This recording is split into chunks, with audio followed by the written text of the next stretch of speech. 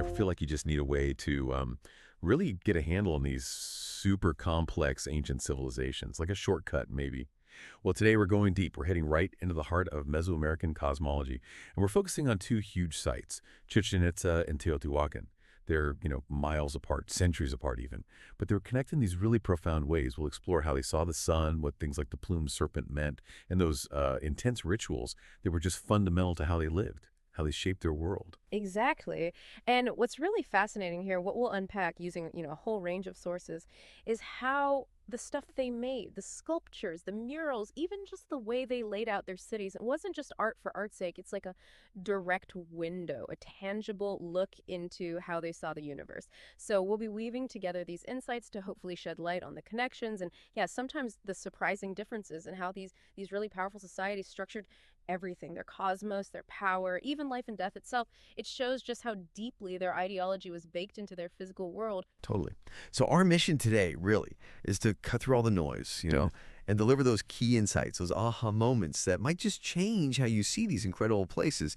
You'll find out how a city's sacred geography could literally shape its whole destiny, define its power, and how these ancient beliefs about the cosmos were made real, physically manifested in these just, stunning ways.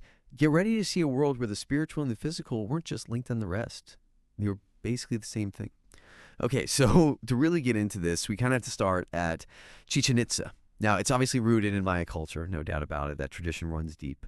But what's really striking is how it seems to have deliberately pulled in influences from, quite a few other major players across Mesoamerica. Think of Chichen Itza as this big cultural hub, maybe. A bridge connecting the classic Maya down south with what was coming later in central Mexico, the late post-classic cultures. Right. And it's not just mixing things together passively. Yeah. It's actively shaping what scholars call the post-classic international style, which is this really widespread cross-cultural blend you see in art, in architecture, even in ideas across the whole region. And all this mixing, this clear evidence of lots of interaction between regions, that's actually been a huge point of debate in archaeology, hasn't it? Especially the timing of everything at Chichen Itza. Oh, absolutely. It's one of the long-standing arguments. And it is kind of strange. Chichen Itza actually has more radiocarbon dates than many much larger sites. But paradoxically, you still hear scholars describe it as poorly dated.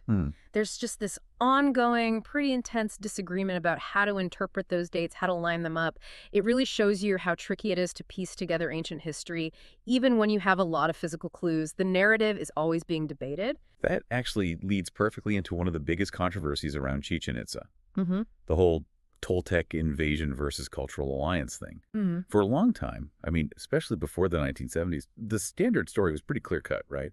That the Toltecs from central Mexico just marched in, conquered Chichen Itza, and imposed their culture. You heard about Toltec warriors all the time. Yeah, that invasion and conquest narrative, it sounded straightforward, maybe even dramatic, but it started facing some serious pushback from scholars like Lothrop, Proskuryakov, Rands.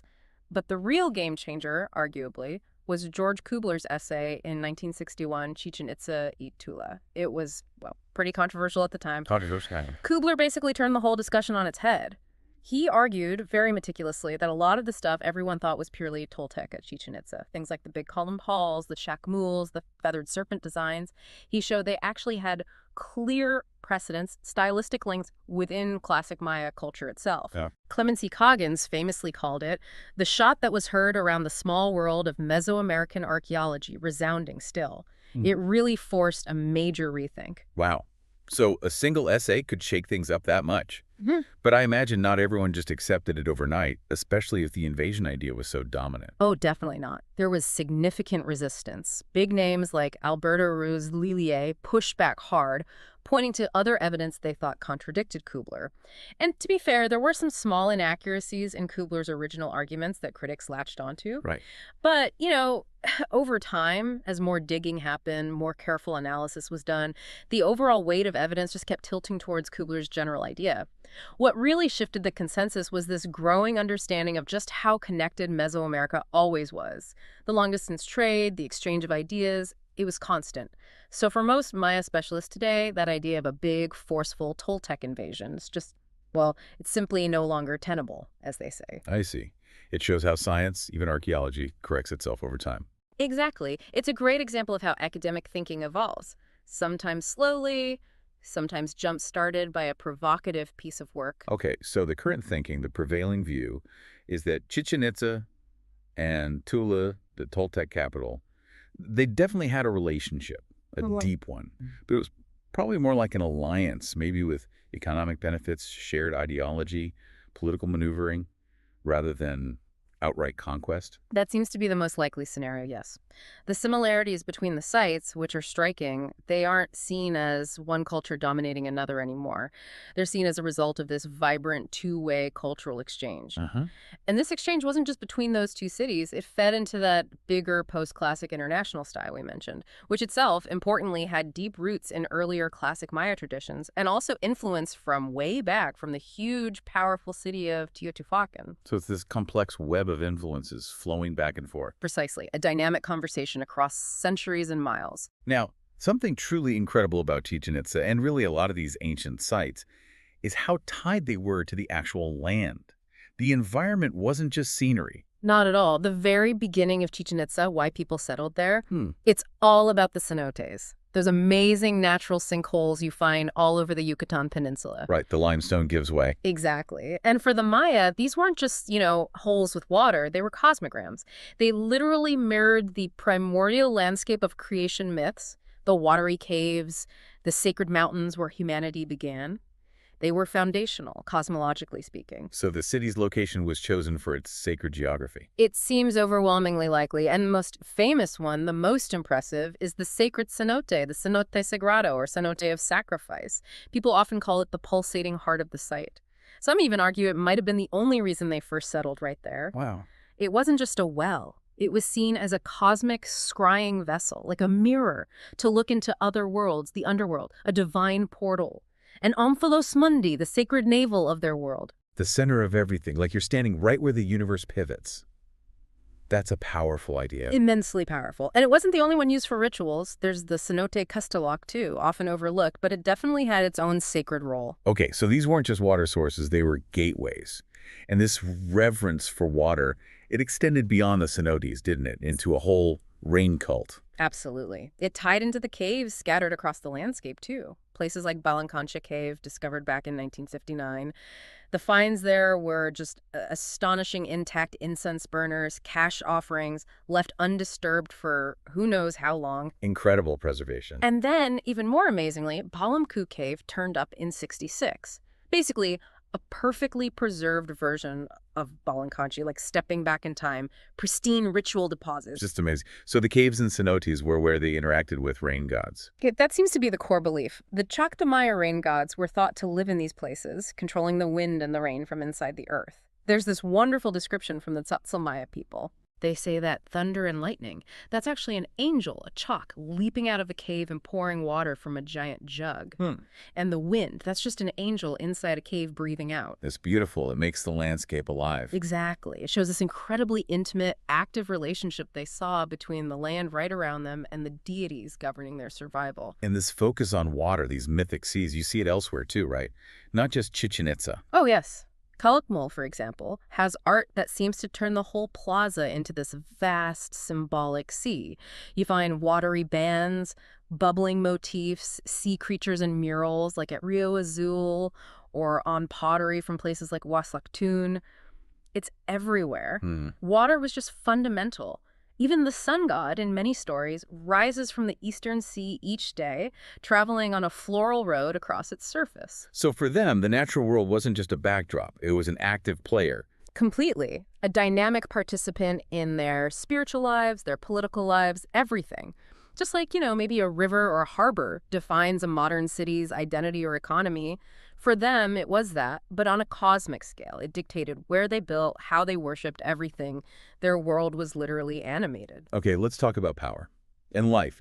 In Mesoamerica, you really can't do that without talking about the sun. I mean, across the world, throughout history, the sun's been this ultimate symbol, hasn't it? Kingship, divine authority, life itself. Absolutely. Think of Egypt, Mesopotamia, China. Rulers connecting themselves to the sun is a recurring theme. It's about ultimate power, cosmic legitimacy. But at Chichen Itza, it seems like they took it to another level. You said more concentrated representations of the sun god than anywhere in all Mesoamerica. That's That's intense. It really is an astonishing focus. And while this kind of overt sun worship really peaked as a state ideology at Chichen Itza, its roots definitely go back to the earlier classic Maya. They were already venerating the sun god. Yeah. Which makes for a really interesting contrast with classic highland Mexico, especially Teotihuacan.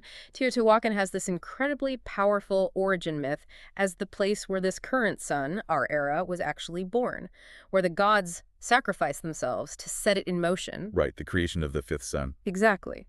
But despite that foundational myth, you find surprisingly little direct, obvious solar symbolism in Teotihuacan's art compared to Chichen Itza. Huh. That is a divergence. It tells us that even within this shared Mesoamerican cosmology, different cultures emphasize different things, express beliefs differently. The classic Maya, for instance, often talked about two opposing suns, didn't they? The glorious morning sun in the east, often shown as an eagle warrior, and the setting sun heading into the darkness of the underworld in the west, usually represented as a jaguar warrior. You see that duality in murals, like at Cacaxtla. So if the sun god was that central at Chichen Itza, how do they show it? How do they visualize that power? One very prominent way was through solar disks, often with the glyph kin, meaning sun or day, right in the center. No ambiguity there.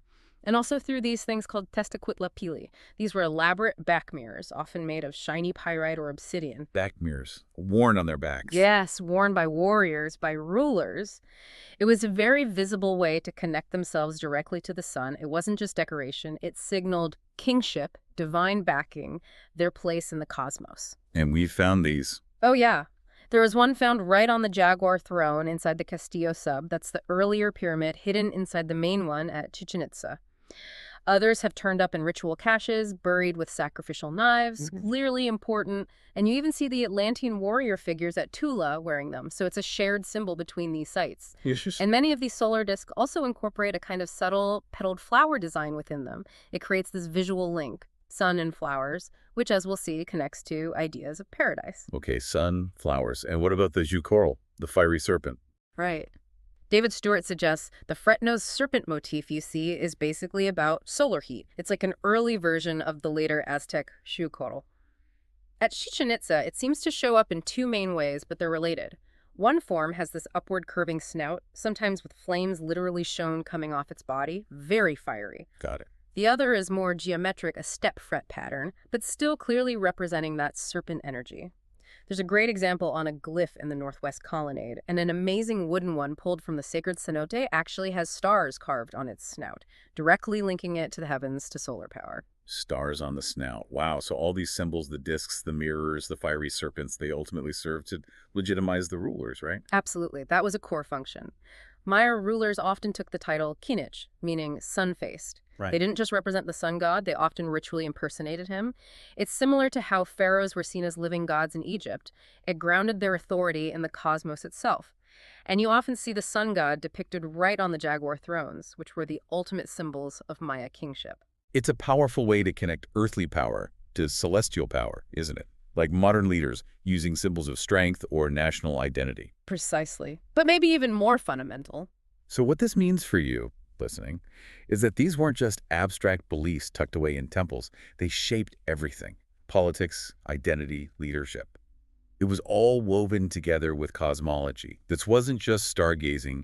It was about power, deeply rooted in how they saw the universe.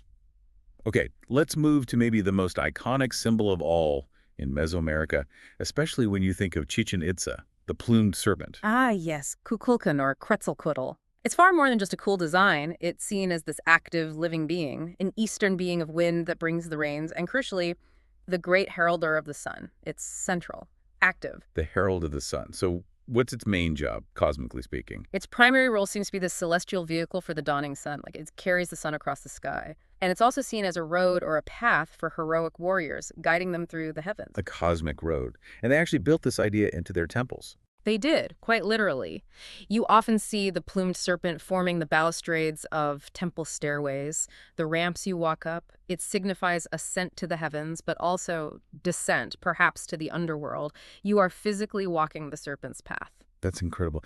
And you mentioned they oriented these serpent paths deliberately. Yes, this is fascinating. There seems to be a very conscious effort to point these plumed serpent balustrades towards the sacred cenotes. The main pyramid, the Castillo, its serpent balustrades point right at the sacred cenote. No way. Yeah.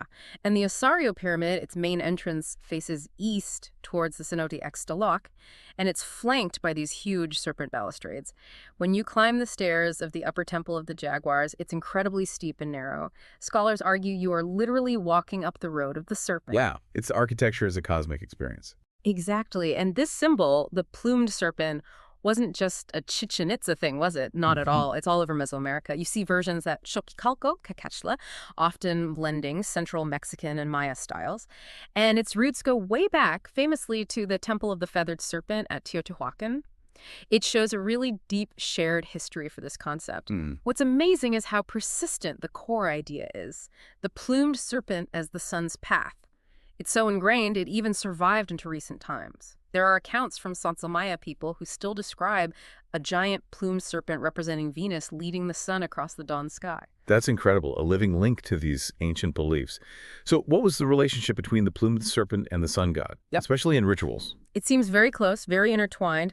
There's a carved wooden lintel from the upper temple of the Jaguars. It shows the sun god sitting right across from the plumed serpent and right between them, a Quaxicale, that vessel for holding human hearts from sacrifice. And the sun god is holding out his spear thrower, like he's about to receive or consume the offering. It suggests they're both participating in this crucial ritual. So they're partners in sacrifice. It gets even more interesting, actually, because the plumed serpent is described in some sources as an active participant or patron of the sacrifice.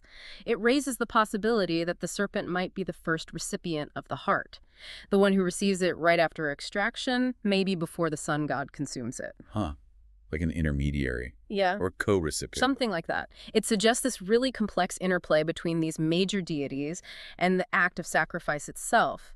The serpent isn't just a pathway, it's involved in the cosmic fuel cycle, you might say, a devourer keeping the system going. Okay, alongside the sun god and the serpent, Chichen Itza is just full of warriors, isn't it? Their images are everywhere. Absolutely. Benches, murals, columns, warriors with their darts and spear throwers and atlatls are a dominant theme, especially in the later phases.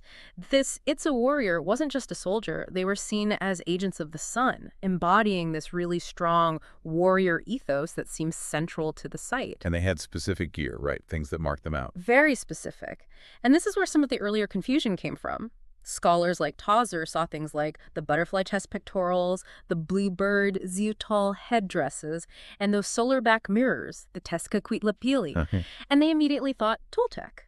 They saw it as proof of foreign invaders imposing their style. But that's changed now. Yes. The thinking now is that these are actually uniquely early post-classic expressions, part of that shared international style, not simply imports from Tula. The butterfly pectoral, for instance, seems linked to ideas about the butterfly and store aspect of the warrior soul. It's symbolic. Warriors. Okay. And the color turquoise was really important in their gear, too, further linking them to precious, possibly celestial things. Is there art that shows these warrior types interacting? Yeah, there's a great image in the Codex Dresden, one of the few surviving Maya books. It shows a warrior clearly wearing a back mirror, actually riding a plumed serpent as a vehicle, and he's facing a figure identified as a Toltec warrior who has that distinctive zetotol bird ornament. It really captures that blend of symbols. Riding a plumed serpent. Wow. Now, what about those figures you see sometimes, the ones that look like they're flying or reclining? Ah, the flying or reclining warriors. Yes, that's a really common motif at Chichen Itza. In the big murals like the upper temple of the Jaguars, but also on small things like jade beads found in the sacred cenote. So what does that pose mean? They're not just relaxing. No, not at all. That specific reclining pose, scholars believe, actually indicates supernatural flight. These aren't resting warriors, they're flying warrior souls. Souls in flight, so representing their journey after death. Exactly. It's a visual metaphor for their transformation and movement into the cosmos. And interestingly, while people used to link this motif exclusively to Tula, the evidence now points pretty strongly to a Maya origin, going back to terminal classic pottery from places like Cebol. Okay, so Maya origins for these flying warrior souls. And this connects to the Tzitzimime. Those sound kind of ominous. They can seem that way. These descending warriors, sometimes shown looking pretty fierce, are linked to beings called sissimime, often translated as star demons who come down from the sky. Star demons. But here's the twist. In some accounts, they're also called angels of the air, sustainers of the sky, which totally flips our usual idea of a demon, doesn't it? It really does. Angels who sustain the sky. How does that work with warriors? Well, this is what's so profound. It seems the belief was that warriors who died, especially in sacrifice or battle, didn't just disappear. They could become stars, become Tsutsumime. They transformed into active cosmic participants. They became bearers of the celestial vault, literally holding up the sky. Or they might appear as shooting stars when they descend on Earth, marking their movement between realms. So what does this all mean? It changes everything about death for a warrior, doesn't it? Absolutely. It means death isn't an end. It's a transformation into something cosmically vital, a powerful continuation. Can you imagine a stronger motivation for bravery? Knowing your sacrifice literally helps hold up the universe and gives you this eternal active role in the heavens, it redefines heroism. It really does. Okay, that leads us directly into the topic of heart sacrifice, which is, for us today, maybe the most difficult aspect to grasp. Understandably so. But for them, it seems it was utterly fundamental. It was seen as the ultimate act of cosmogenesis, the act that didn't just appease gods, but literally renewed and sustained the world. It was about keeping the cosmic cycles going, creation itself. Not chaos, but a necessary part of order. And you mentioned there might have been a shift in how sacrifice was used. Yes, there's a sense that perhaps in the classic Maya period, sacrifice often centered on specific rulers, maybe demonstrating their personal power through capturing and sacrificing rival elites. But by the late post-classic, with the Aztecs, it seems much more institutionalized, something that legitimized the entire state, not just the individual ruler. And Chichen Itza, with its very public and prominent depictions of sacrifice, might have been a key place where this shift towards a more state-level ideology really took hold. A model, perhaps. Right. And the Quetzalcoatl is central to this, the eagle-gored vessel. Yes, these carved stone bowls were specifically for collecting the hearts and blood. And their decoration is often incredibly explicit. Eagle feathers, which link to the sun and warriors, stylized hearts, flowing blood. You see them clearly in manuscripts like the Codex Borbonicus. So no mistaking their purpose. None at all. And the symbolism goes deeper. Often the inside of the bowl has a solar design representing the sun that needs nourishment. But the outside, on the bottom, might depict Tlaltecutli, the earth monster or earth goddess, with her gaping mouth. Ah, so feeding both the sun and the earth. Exactly. It's this profound idea that sacrificial blood nourishes both the heavens and the earth, keeping the whole system balanced. These bowls weren't just containers, they were solar monuments. Some even had channels carved into them, maybe to direct the blood flow. Wow. You see images like the sun god at Chichen Itza or Tonatiuh in the Codex Borgia, holding out a spear thrower, ready to consume the hearts and blood from these vessels. Some even think this imagery might subtly connect to hummingbirds or butterflies, symbols of warrior souls drinking nectar, transforming consumption into sustenance. That's a fascinating connection. Now, what about the Chakmul figures, those reclining statues with the trays? They're linked to this, too. Very strongly linked. You find them at both Chichen Itza and Tula, and crucially, they're almost always found near or associated with those Tezcatlipoca, the solar mirrors, and with the Quetzalcoatl vessels. That consistent association makes their connection to sacrifice pretty undeniable. They seem positioned to receive offerings, perhaps hearts or other substances, on that tray on their abdomen. Okay, so they're part of the sacrificial furniture, so to speak. But what about their pose and other symbols? Well, if you look deeper, their reclining pose, plus the fact that sometimes you see world trees or maize plants shown sprouting from their bellies. Sprouting from them. Yes, you see it depicted in places like the North Temple of the Great Ball Court at Chichen Itza, and related imagery with goddesses in the Codex Borgia. This links the Chakmul figure to ideas of the center, the cosmic navel, the Tlaxico, and to growth, renewal, fertility rising from the earth, fueled by sacrifice. So the sacrifice feeds the earth, and life sprouts from the center. That seems to be the core idea. The Chakmul tradition carries on right into the late post-classic. There's a Mayanized version, clearly linked to war and captives. And later, Aztec Chakmuls found at the Templo Mayor in Tenochtitlan are often associated with Trilok, the rain god, again linking sacrifice to fertility and sustenance. It's a cosmic diagram in stone. A powerful, enduring image. Now, shifting focus slightly, but staying with sacrifice. Yeah. What really stands out to you about Teotihuacan's practices?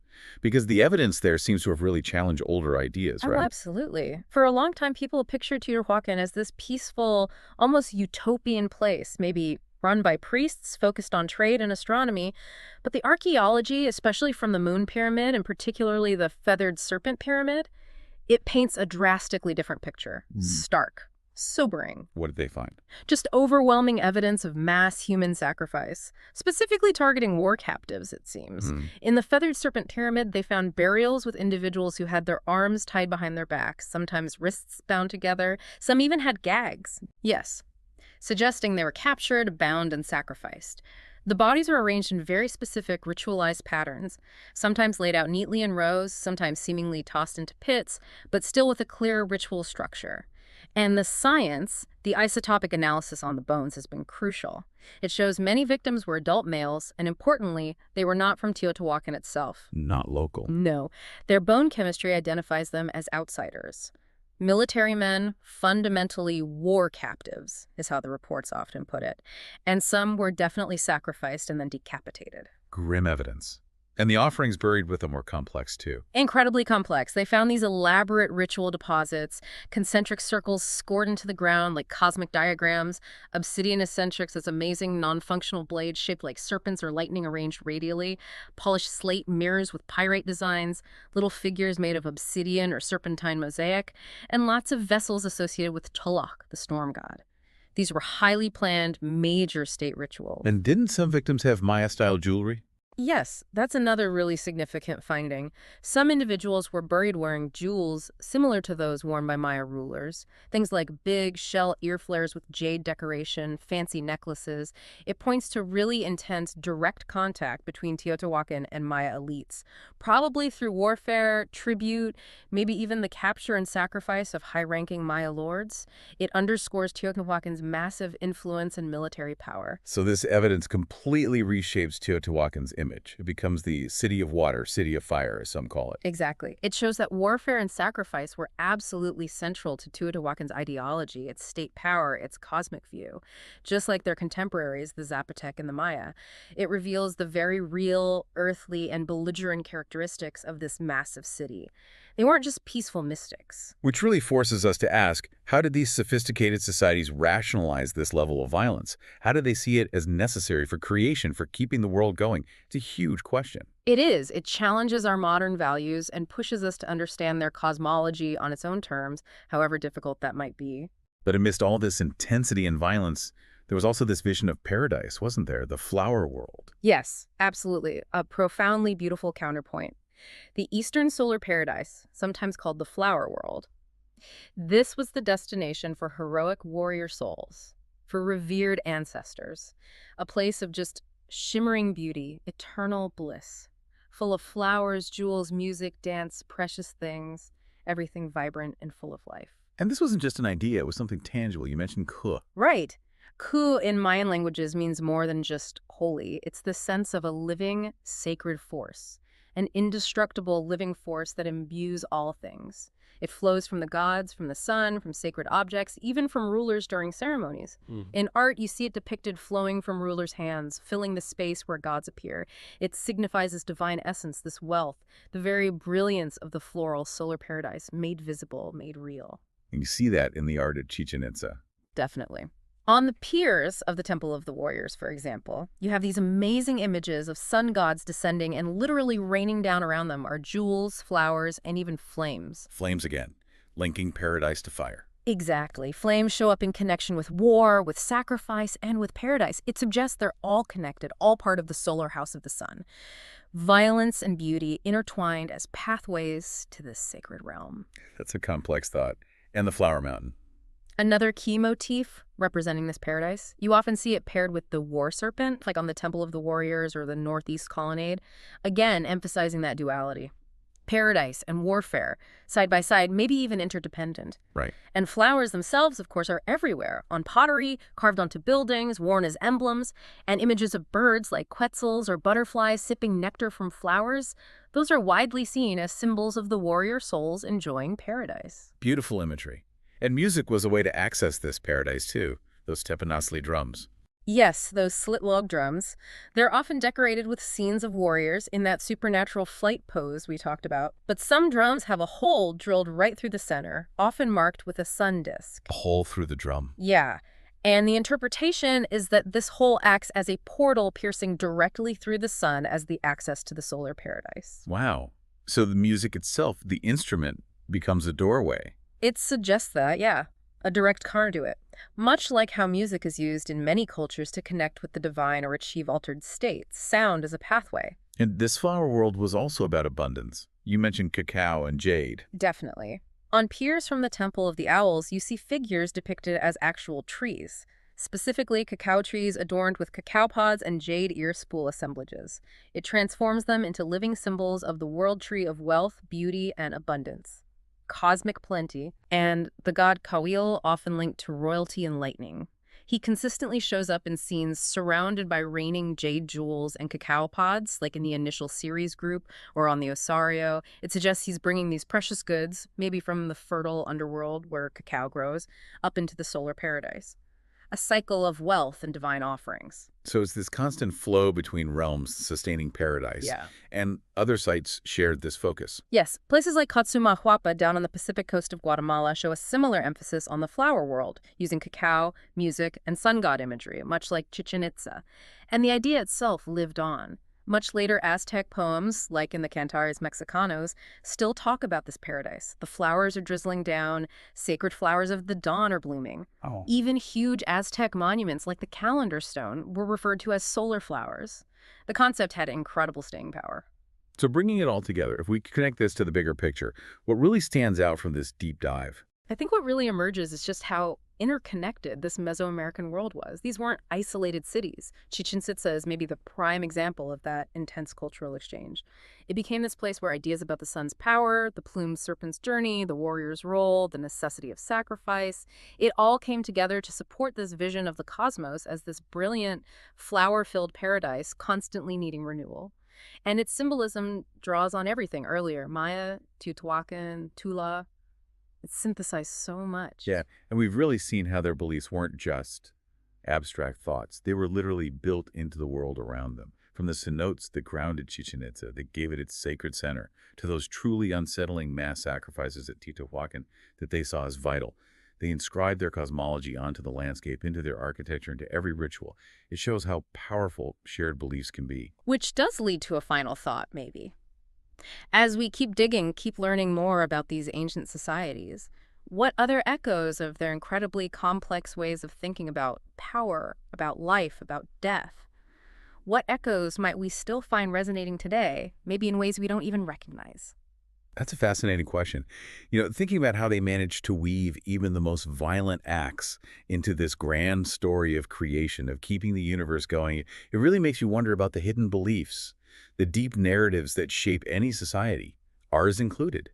Maybe that flower world wasn't just some afterlife they hoped for. Maybe it was something they were actively trying to create through their art, through their rituals, through their sacrifices. A reminder, perhaps, that even intertwined with death and violence, there can be this profound drive towards life, beauty, and renewal. Something to think about.